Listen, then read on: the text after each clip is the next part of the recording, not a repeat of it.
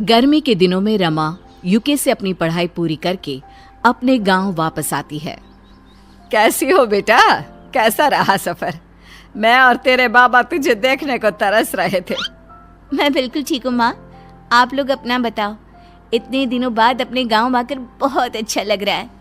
बहुत हल्का महसूस कर रही हूँ यहाँ पर। तुझे देखकर मेरे मन को भी ठंडक मिल गई बेटा। अरे अब माँ बेटी बातें ही करती रहोगी या इसे कुछ खाने को भी दोगी? अरे इतने दूर से आई है, भूख लगी होगी।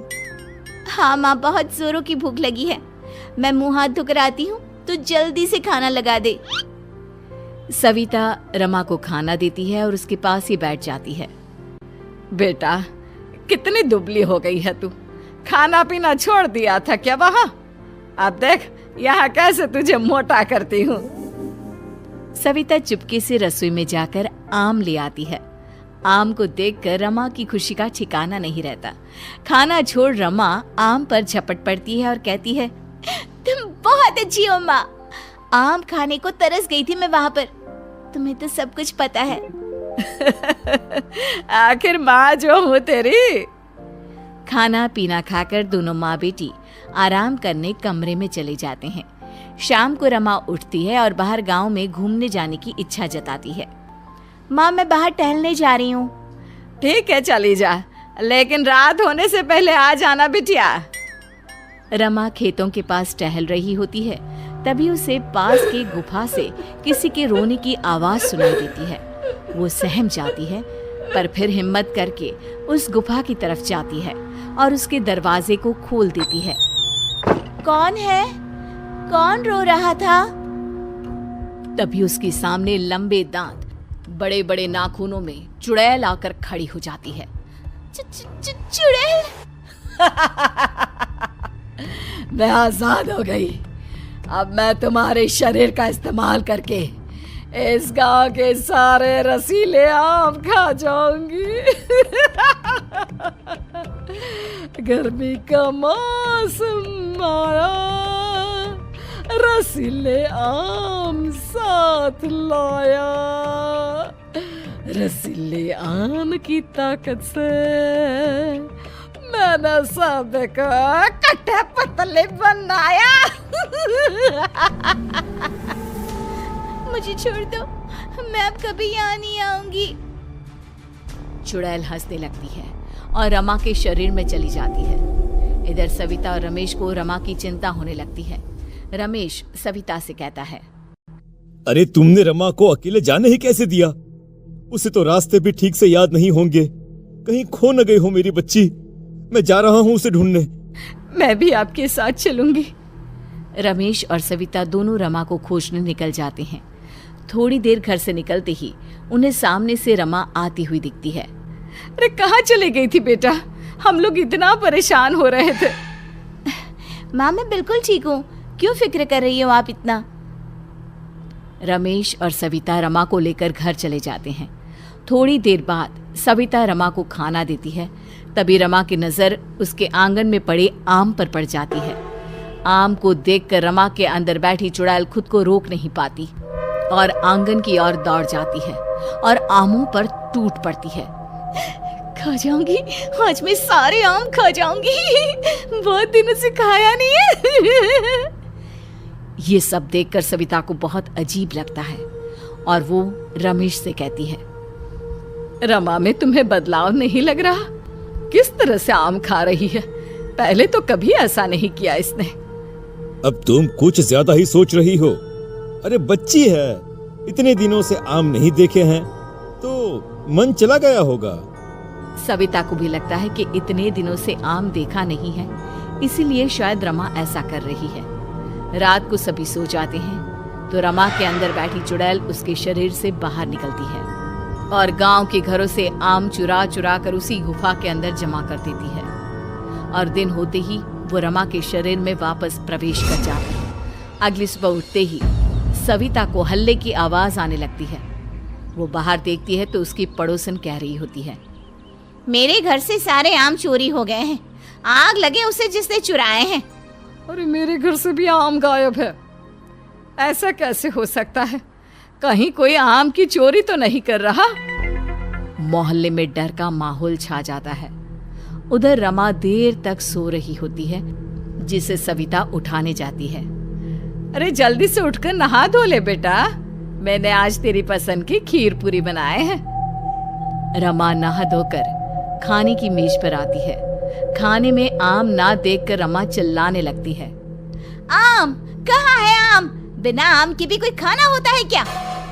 अरे बेटा, कल तूने सारे आम खा लिए थे, आज और आम ले आएंगे तेरे बाबा। हाँ, तब तक तू ये खाना खा ले।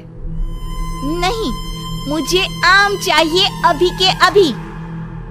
रमा खाने की थाली पटक देती है और गुस्से में चली जाती है। ये देखकर सविता डर जाती है। उसे लगता है कि कोई ना कोई गड़बड़ जरूर है। रमा दिन भर सोती रहती है और शाम होते ही उठ जाती है। ये देखकर सविता रमेश से कहती है, मेरी रमा बीमार है और हमसे छुपा रही है। अरे बाबा, ऐसा कुछ नहीं है। वो बेचारी इतने दूर से आई है तो थकान हो गई होगी। तुम बेकार में चिंता कर रही हो। फिर भी अगर तुम कहती हो तो मैं वैद्य जी को बुलवा लेता हूँ। वैद्य जी रमा को देखकर कहते हैं, बिटिया को कमजोरी हो गई है, जितना ज्यादा हो सके उसे खिलाइए पिलाइए, सब ठीक हो जाएगा। ठीक है। वैद्य के जाने के बाद रमेश कहता है, देख लिया, कुछ नहीं हुआ है तुम्हारी बेटी को। रोज की तरह रात में सबके सोने के बाद चुड़ैल रमा के शरीर से बाहर निकलती है और फिर से आम की चोरी में लग जाती है और गाती है, गर्मी का मौसम आया, मीठे रसीले आम लाया, रसीले आम को मैं चुराऊंगी और पूरे गांव पर राज करूंगी। चुड़ैल की आवाज सुनकर खेत में सोया मोहन उठ जाता है और चुड़ैल का पीछा करने लगता है। पीछा करते करते मोहन गुफा तक पहुंच जाता है। चुड़ैल झटके से पलटती है और जोर जोर से हंसने लगती है। चुड़ैल, हाय दैया, अरे मैं मर गया, मैं क्या करूं? अब तेरा क्या होगा कालिया, तू तो गया। मुझे छोड़ दो, मैं तुम्हें रसीले आम खिलाऊंगा, छोड़ दो मुझे। इस गुफा से छूटने के बाद मैं खुद ही आम खा लूंगी। चुड़ैल मोहन को गुफा में बंद कर देती है। आम की चोरी का सिलसिला इसी तरह चलता रहता है। गांव के लोग आम की चोरी से परेशान हो जाते हैं। सारी औरतें आपस में योजना बनाती है। अब हम आम को अपनी अपनी रसोई के बाहर किसी ऊंची जगह पर रख देंगे और रात भर देखेंगे कि कौन आम की चोरी कर रहा है। जैसे ही चोर आम चुराने आएगा, हम उसे रंगे हाथों पकड़ लेंगे। हाँ, हम ऐसा ही करेंगे। सभी औरतें यही करती है। रात में चुड़ैल को देखकर औरतों के पसीने छूट जाते हैं और सुबह होते ही पूरे गांव के लोगों को पता चल जाता है कि आम कोई चोर नहीं, चुड़ैल चुराती है। सब सरपंच के पास पहुंच जाते हैं और उसे सब कुछ बता देते हैं। क्या कह रहे हैं आप लोग? अगर आपकी बातें सच हैं, तो इसका मतलब वो चुड़ैल वापस आ गई है, लेकिन उसे खोला किसने? कौन चुड़ैल? अरे बरसों पहले एक चुड़ैल इस गांव में आई थी। उसने हमारे नाक में दम कर रखा था। बड़ी मुश्किल से एक पहुंचे हुए तांत्रिक ने उसे गुफा में बंद कर दिया था। अब उन्हीं का सहारा है। गांव वाले उस तांत्रिक को ढूंढते हैं, लेकिन वो कहीं नहीं मिलता। सब निराश होकर बैठ जाते हैं। फिर रमेश कहता है, अगर चुड़ैल को वापस उस गुफा के अंदर बंद कर दिया तो हम सब बच सकते हैं। अरे हाँ, लेकिन उस चुड़ैल को बंद करेगा कौन? मैं बंद करूंगा उसे। सब अपने अपने घर चले जाते हैं। रमेश घर जाता है तो देखता है कि रमा चुड़ैल के सामने रो रही है। मुझे बख्श दो, मेरे शरीर का इस्तेमाल मत करो। मुझे दिन भर तुम्हारे कारण नींद आती रहती है। मैं कमजोर हो गई हूँ। ये सब तो तुम्हें झेलना ही होगा। तुमने जो मुझे छिड़ाया है, मीठे रसीले आम, आज फिर रात में आ रही हूँ। चुड़ैल रमा के शरीर में प्रवेश कर जाती है। ये सब रमेश अपनी आंखों से देख लेता है और उसकी आंखों में पानी आ जाता है। तू चिंता मत कर मेरी बेटी, मैं तुझे जल्दी ही बचा लूंगा।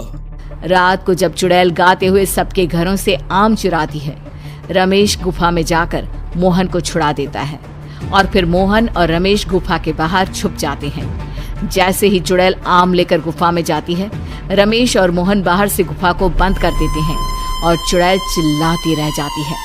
चुड़ैल के बंद होने से गांव में खुशियां वापस आ जाती है और रमा भी चुड़ैल के आतंक से मुक्त हो जाती है।